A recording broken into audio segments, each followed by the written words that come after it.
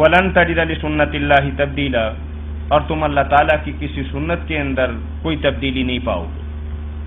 اور سوال ان کا یہ ہے کہ حضرت عیسیٰ علیہ السلام کو اللہ وحدہ لا شریک نے بغیر باپ کے پیدا کیا اور انہیں رسول بنا کے بھیجا، تو کیا اللہ تعالیٰ نے خود ہی اس سلسلے کو ختم کر کے اپنی سنت کا خاتمہ نہیں کر دیا؟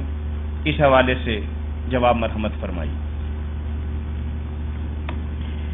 میرے بھائی نے یہ سوال کر کے مجھے موقع فراہم کیا کہ ایک بڑی بنیادی غلط فہمی کا ازالہ کیا جائے۔ اس آیت کی غلط تشریح سے پورا دین جو ہے اس کے اندر زلزلہ آ گیا۔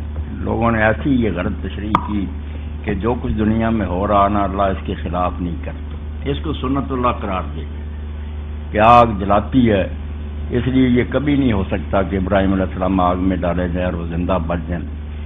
مرد عورت سے بچہ پیدا ہوتا، عیسیٰ علیہ السلام بن باپ کیسے پیدا ہو گئے، سمندر کیسے پھٹ گیا، عصا کیسے جو سام بن گیا، سارا قرآن جو معجزات بیان کرتا تھا ان سب کا انکار کر دیا اور ایسی ایسی بےہودہ تعویلیں کی جن کی عربی زبان میں ذرہ برابر گنجائش نہیں تھی۔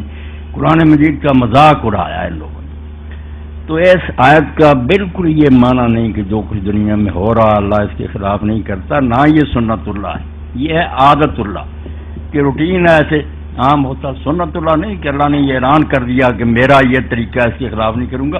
سنت اللہ قرآن مجید نے صرف ایک بات کو کہا، جہاں جہاں یہ آیت آئی نا وہاں آپ قرآن مجید میں سے نکال کر دیکھیں، صرف ایک بات کو سنت اللہ کہا، اعلان کر دیا کہ یہ روٹین نہیں، یہ میرا آئین ہے، اس کے خلاف نہیں ہوگا۔ انبیاء کی تکذیب کرنے والے ضرور ہلاک ہوں گے، خواہ نبی کی زندگی میں ہوں یہ بات نہیں، اور نبی کے پیرو جو ہے ان کو غلبہ ہوگا، خواہ یہ غلبہ نبی کی زندگی میں ہو یا بعد میں۔ یہ سنت جو ہے نا انبیاء اور ان کے پیروکاروں کی مدد اللہ کی طرف سے ہوتی ہے، برے تباہ کیے جاتے ہیں۔ اس کے لیے اگر آپ اکٹھا ہی مواد ایک جگہ دیکھیں، کوشش تو یہ کرنی چاہیے کہ موجم لے کر قرآن مجید میں سے یہاں جہاں یہ ہے سنت اللہ نکال لیں، یہی بات نظر آئی، اور کسی بات کا ذکر نہیں کہ بہن باپ بیٹے نہیں پیدا ہوتے فلاں نہیں، یہ سنت اللہ نہیں، اس کو آپ عادت اللہ کہیں کہ یہ عام روٹین ہے، عام طریقہ یہی ہے۔ مگر سنت اللہ صرف وہ جس کے بارے میں اللہ اعلان کر دے کہ یہ میری سنت ہے۔ وہ صرف ایک چیز کو کہا ہے کہ انبیاء کی نصرت اور ان کے مخالفین کا ہلاک اور بربادی، یہ وہ میرا دستور ہے جس میں تم تبدیلی نہیں پاؤ۔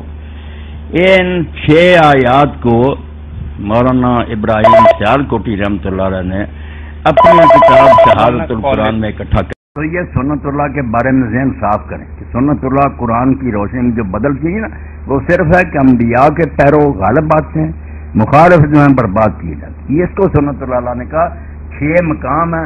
شہادت القرآن کتاب ہے حافظ محمد ابراہیم سیالکوٹی رحمۃ اللہ علیہ کی، کیونکہ قادیانی حضرات نے یہ نسخہ جو ہے نا اس کو اپنا لیا تھا نا کہ آسمان پر نہیں کوئی آدمی جاتا، اتنی لمبی عمریں نہیں ملتی، یہ سنت اللہ خلاف ہے، اس لیے انہوں نے پھر اس کتاب میں ساری آیتیں ایک جگہ اکٹھی کی، فرمایا دیکھ لو اور تفسیریں ساری پڑھو، کیوں دوسری چیزوں کو تم سنت اللہ کہتے؟ وہ عادت ہے اللہ کی، جیسے میری عام عادت ہے کہ میں روٹی اور سالن کھاتا ہوں، مگر عید کے دن حلوہ بھی کھاتا ہوں، تو یہ اس دن میری عادت بدل گئی ہے، سنت اللہ نہیں بدلی۔ سنت اللہ کہ اللہ اعلان کر دے کہ یہ ہے میرا طریقہ نہیں بدل سکتا، یہ انبیاء کے بارے میں تھا، وہ نہیں بدلے گی۔ یہ جو ہے کہ باپ سے پیدا کرتا، یہ تو عام ایک عادت ہے، ورنہ اللہ چاہے بن باپ پیدا کر دیا اس۔